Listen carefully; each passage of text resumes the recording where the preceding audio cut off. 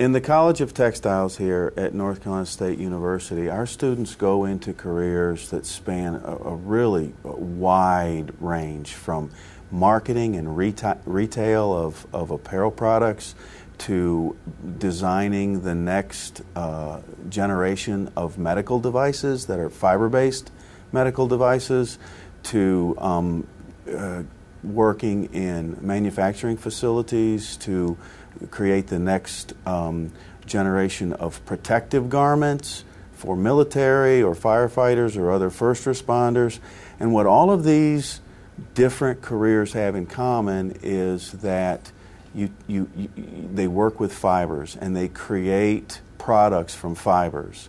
And so it's really important for students to understand when they leave here what sort of separates one fiber from another in terms of its characteristics, its properties, and that includes some things that you can't see in a microscope, but it also includes many things that you can.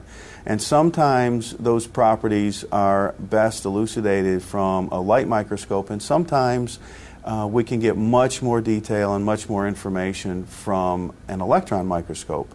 Now, it would be really nice to be able to take the classroom to the SEM facility in our analytical facility, but that's just not reasonable or practical. So what the FEI Phenom has done here is given us just a great resource to have this SEM in the classroom, in the laboratory, students working, they have a sample, they can bring it up in the matter of a few seconds to a minute or so. We can put that sample in the Phenom and have a beautiful, rich picture of the fiber on the screen in front of the whole class to point out specific details that distinguish it from other types of fibers, for instance. All right, so what we're doing in this lesson is we're actually looking at fiber cross-sections. This is a very difficult thing for students to do. They actually have to take some time to prepare the cross-section with a razor blade. And now the problem is, like I said earlier, is you don't get all the fiber heads to line up precisely. And this is where the SEM really is a great tool, because we can have that depth of field to look at that.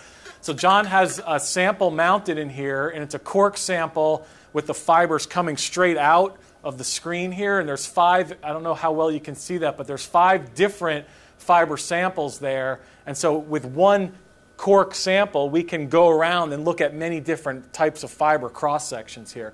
So I think what we'll do is we'll zoom in on the trilobal nylon, and then what we're going to be able to see is we can go anywhere from a couple hundred X magnification up to several thousand X magnification, and it just takes a couple of seconds to do this. So the whole process, and really from the time the sample is mounted, from the time we put it in to getting to here, is really only a couple of minutes. Okay, so here we are now, the trilobal nylon. So now what's our magnification? We're at 410x, so we're just above our limit for the optical microscope here. So ideally, we should be able to see the same type of image with our optical scope, but like I said, since the depth of field is so narrow for the optical scope, we can't really see this nice image. And so what John can do now is we could pick a fiber that you think has a nice cross section, and then we can kind of zoom in on that and really see its structure much more intricately.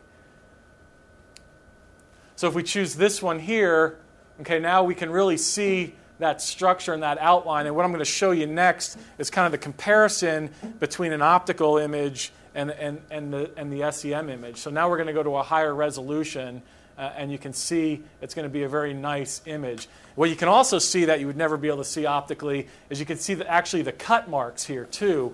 And so we obviously just took a razor blade and cut this fiber.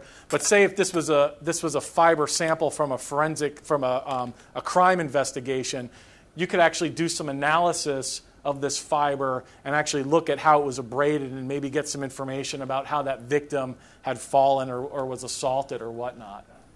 So now I've moved over here to the main control panel that we use for our teaching laboratory here, and it gives us an opportunity to grab images from the optical microscope through the camera mounted on the stack of the optical microscope, or to grab images from the Phenom, where I was sitting previously at the monitor for the Phenom, and then we can put those together to show them through the projector side by side to illustrate the differences in the capabilities of the two systems.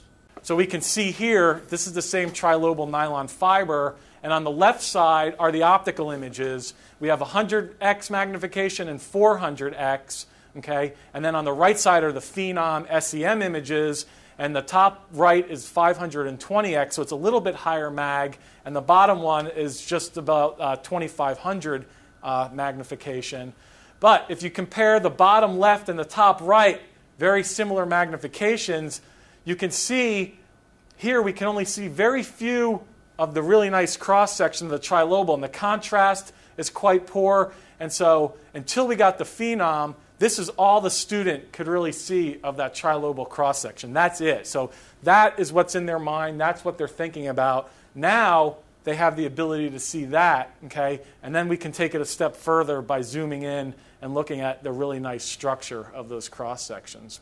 But really one of the critical issues for the teaching lab for the cross-sectional components is you can see the depth of field is very narrow here, very shallow, because what you can see are these couple of fibers are the only ones that are really in the focal plane of the optical microscope, whereas this is a similar cut, and you can see because the depth of field is so much broader here, you could even see in that that SEM image that certain fiber tips are at different heights than others. And so that's why we get a really nice clear image of all those fiber cross sections versus just a very few in the optical image. So let's move on now to a longitudinal mount, and we can mount any type of fiber, a synthetic or a natural fiber. This one happens to be a human hair sample, and the top image is an optical image at 400x, and the bottom two are the Phenom images at about 1500x. Now, the interesting thing for me, not traditionally being a fiber scientist, when I looked at human hairs and I showed human hairs to students in the classroom, this is what we could see. And the nice thing about the optical is you can see different pigments. So my hair is kind of a brown. This is actually my hair. And a blonde would have a much blonder hair. A black-haired person would have a much darker hair. What you can't see optically, especially at this magnification, is that the human hairs actually have scales like other animal hairs, like wool and so forth. And so when John told me, oh, human hairs have scales as well, I didn't believe him because that's all I had seen. But now with the Phenom, we can zoom in and actually see that structure, which is quite interesting. And what you can also see from this, the two images at the bottom are both human hairs, but they come from different people. And so what is very clear from these images at the exact same magnification is that there's a difference in size, but there's also a difference in structure from one person to another. So this can help us to identify from which person a specific piece of hair came from. You see the one on the right has many fewer scales than the one on the left. So this is all what's happening in the classroom. This is how the Phenom has kind of enhanced our teaching in the classroom by these really great in-time visualizations and so forth. And so it's really expanded the exposure of students to really utilize this instrument.